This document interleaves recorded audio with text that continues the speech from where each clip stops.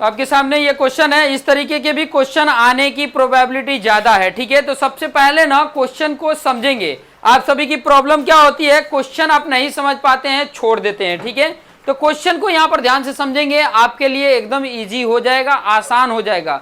तो पहले क्वेश्चन में क्या बोला है, फाइंड द रेशियो, रेशियो ही बोला है फाइंड आउट करने के लिए, पहले ही बोल दिया रेशियो। रेशियो सेक्शन फॉर्मूला में रेशियो m1 जब m2 यही रेशियो होता है, यही फाइंड आउट करने के लिए बोला है कि ये रेशियो हमें बताओ। ठीक है, ये रेशियो बताओ। फिर बोला है in which the line segment join A and B, A और बी दिया है, जो लाइन सेगमेंट ज्वाइन हो रहा है उसको ऐसा पॉइंट है, कौन सा पॉइंट है, एक्स एक्सिस है। वो पॉइंट कौन सा है, एक्स एक्सिस है, जो इस लाइन सेगमेंट को क्या कर रहा है, किसी रेशियो में क्या कर रहा है, डिवाइड कर रहा है, divided by x axis, divided by x axis. Line segment किससे बन रहा है, ये दो पॉइंट से, ए पॉइंट और बी पॉइंट से लाइन सेगमेंट बन रहा है। इस लाइन सेगमेंट को एक्स एक्सिस है जो क्या कर रहा है, डिवाइड कर रहा है किसी रेशियो में, वही रेशियो फाइंड आउट करना है।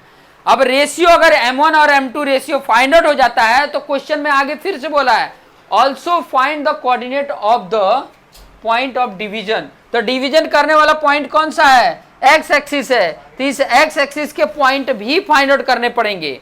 तो यहां पर जैसे ये जो क्वेश्चन बोला है वो चीजें यहां पर मैं लिख रहा हूं। ठीक है, यहां पर ये चीजें दिख रही है क्या, यहां पर आ रहा है ये इतना पॉइंट, चलिए ठीक है।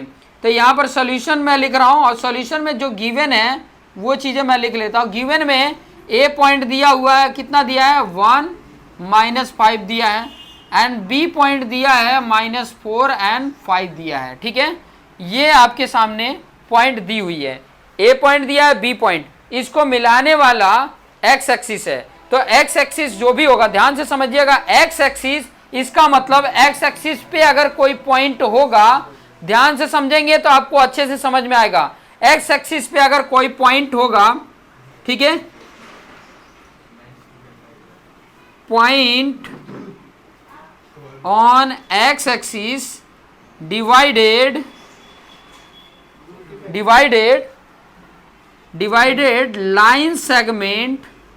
Line segment A B, line segment कौन है, A B, in ratio of m1 जेम m2। ये रेशियो में x वाला जो पॉइंट है, अब x वाला पॉइंट है तो वो चीजें मैं लिख लूंगा। पॉइंट ऑन x एक्सिस है ना, तो पॉइंट कौन सा, प्लस माइनस x एक्सिस पे है तो x की ही वैल्यू होगी, y की वैल्यू नहीं होगी। मैंने बताया था कि ये कोऑर्डिनेट है, यहां पर अगर कोई पॉइंट है x एक्सिस पे तो यहां पर वर्टिकल डिस्टेंस कितना है इस एक्सिस से, कुछ भी नहीं है, 0 है, तो y की वैल्यू 0, x की वैल्यू कुछ होगा। अगर मान लो x एक्सिस तो इधर भी है ना, तो x की वैल्यू -x और 0 भी हो सकता है, तो x की वैल्यू प्लस माइनस दोनों हो सकते हैं। तो यहाँ पे प्लस माइनस x और ये 0 हो गया। मतलब कौन सा पॉइंट, ये पॉइंट का नाम भी रख देते हैं P point, P point plus minus x, 0 divided line segment A B in ratio of m1 and m2। और ये m1 m2 का रेशियो हमें फाइंड आउट करना है। तो ये फाइंड आउट कैसे होगा वो चीजें यहां पर सीखेंगे। तो आपको पता है कि पॉइंट को कैसे इंडिकेट करते हैं, एक तो पॉइंट का वैल्यू क्या दे दिया है, मैंने बताया एक्स एक्सिस पे है तो ये हो सकता है प्लस माइनस x, 0। ठीक है, और फॉर्मूला क्या होता था सेक्शन का formula, m1 x2 plus m2 x1 divide by m1 plus m2, ये सेक्शन फॉर्मूला इसको बोला जाता है, m1 y2 plus m2 y1 upon m1 plus m2। ठीक है, ये चीजें है आपके सामने। अब इसको हमें क्या कर देना है, इसकी वैल्यू पुट कर देंगे। इसकी वैल्यू हम क्या करेंगे, यहाँ पर मैं पुट कर रहा हूँ, ध्यान दीजिएगा। यहाँ पर तो आपका ये p की वैल्यू प्लस माइनस x और 0 है, यहाँ पर मैं वैल्यू पुट कर रहा हूँ। ध्यान से समझेंगे तो आपको आसानी से इजी तरीके से आ जाएगा, आप रेशियो आसानी से फाइंड आउट कर लेंगे। m1 की वैल्यू नहीं पता है, m1 ही है। ठीक है, x2 की वैल्यू, x2 कौन सा, देखो पहले ये x1, ये y1, ये x2, ये y2, तो x2 क्या है -4, तो यहाँ पे मल्टीप्लीकेशन -4 से हो गया। फिर प्लस होता है, m2 की वैल्यू नहीं पता है, ऐसे लिख देंगे, जो नहीं पता है उसको ऐसे रख देंगे।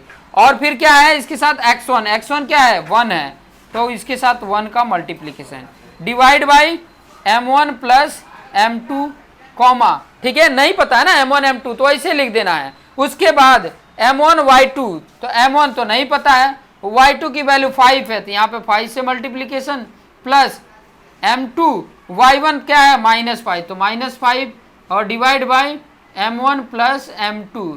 ये चीजें इतना आपने कर लिया, ठीक है। अब यहाँ पर ध्यान देंगे कि यहाँ पर जो ये x का कोऑर्डिनेट है इसके x के इक्वल है, इसका y का कोऑर्डिनेट इसके y के इक्वल है, तो यहाँ पर देखेंगे कि ये जो 0 है ये इसके y के कोऑर्डिनेट इक्वल होगा, क्योंकि यहाँ y की वैल्यू 0 है तो यहाँ y की वैल्यू जो भी होगी उसके इक्वल होगा। तो इसके अकॉर्डिंग यहाँ पर ध्यान देना, क्योंकि बार बार आप पूछते हो मैं क्यों लिख रहा हूँ आगे का स्टेप। यहाँ पर y की वैल्यू जो 0 है उसके इक्वल इसके y का कोऑर्डिनेट होगा, तो 0 इक्वल टू ये मैं लिखूंगा, यहाँ पर वही चीजें मैं लिख रहा हूँ, ठीक है, यहाँ पर वही चीजें लिख रहा हूँ। 0 equal to 5m1 plus minus है तो -5m2 divide by m1 plus m2 है।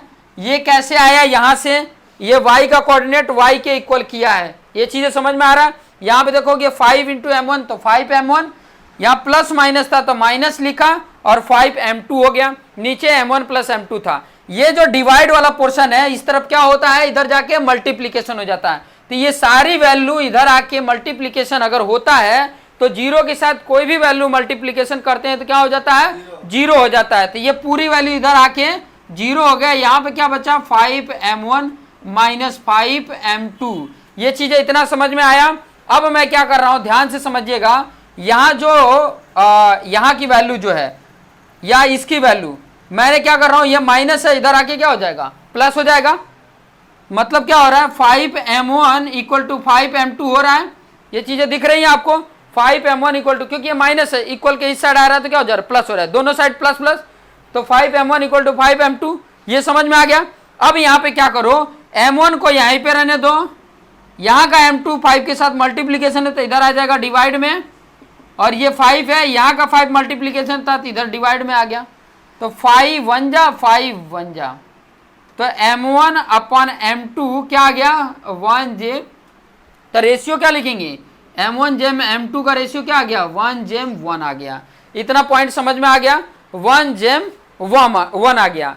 अब मुझे क्या चाहिए था, इतना काम हो गया। रेशियो पहला काम बोला था कि रेशियो फाइंड आउट करके बताओ, तो रेशियो हमने फाइंड आउट कर दिया, 1:1 रेशियो है। जो पी पॉइंट है 1:1 रेशियो में इसको डिवाइड कर रहा है, मतलब क्या कर रहा है, दो इक्वल पार्ट में कर रहा है, दो इक्वल पार्ट में कर रहा है, ठीक है। अब दो इक्वल पार्ट में कर रहा है तो एक तरीके से ये भी कह सकते हैं कि ये जो पी पॉइंट है वो इसका क्या है, इस ए बी का मिड पॉइंट है, क्योंकि बीच में ही होगा तभी तो इक्वल इक्वल हो रहा है, 1:1 रेशियो होगा। तो आप मिड पॉइंट से भी इसके बीच का पी का कोऑर्डिनेट फाइंड, बोला ना, also find the coordinate of the point of division, जो डिवीजन करने वाला पॉइंट है उसका कोऑर्डिनेट फाइंड आउट करना है। तो कोऑर्डिनेट फाइंड आउट करने के लिए यहां पर देखो, यही एक्स कोऑर्डिनेट, ये वाई तो 0 है, सीधा सीधा दिख रहा है आपको, यही वैल्यू चाहिए, और ये किसके बराबर है, इसके बराबर है, ठीक है, इसके बराबर है। तो आप क्या करोगे, ये 1 और 1 m1 और m2 की वैल्यू इसको यहां पर रख भी सकते हो, इक्वेशन 1 ऐसे नाम रख देना, तो m1 एंड m2 ऐसे कर सकते हो सब्स्टिट्यूट इन इक्वेशन 1। इक्वेशन 1 में हम क्या कर देंगे, m1 और m2 की वैल्यू सब्स्टिट्यूट कर देंगे, तो यहां पर लिख देने का substituting the value of m1 and m2, ये m1 m2 की वैल्यू पुट कर देंगे।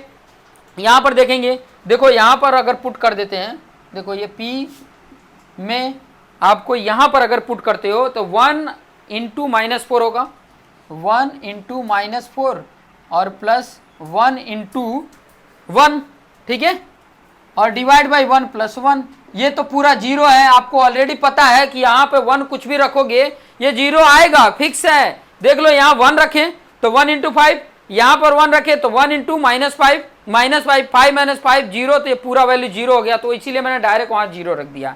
अब यहाँ पर ध्यान देंगे, 1 इंटू -4 और प्लस 1 इंटू 1 1 डिवाइड बाई 2, यहाँ पर 0, ठीक है। -4 और +1 है, जब साइन अपोजिट होते हैं तो माइनस करते हैं, तो 4 में से 1 हो गया 3 और बड़े वाले के साइन माइनस है तो इसलिए माइनस लगा दिए। यहाँ पर हो गया 2, ये हो गया 0, ये आपका कोऑर्डिनेट P आ गया। कोऑर्डिनेट बोला था, आल्सो फाइंड द कोऑर्डिनेट, ये कोऑर्डिनेट आ गया। तो इस तरीके से अगर आप सॉल्व करते हैं, ये आपने सॉल्व किया, उसके नीचे इसको सॉल्व करना है और उसके नीचे ये सॉल्व करना है। ये चीजें इसके पहले एक चीज स्टेटमेंट अगर लिखना है तो लिख सकते हो y कोऑर्डिनेट के इक्वल है, चलेगा। नहीं भी लिखोगे तो समझने वाला समझ जाएगा कि ये आपने y कोऑर्डिनेट का y कोऑर्डिनेट के इक्वल किया है और ये स्टेटमेंट करके लिख दिया है।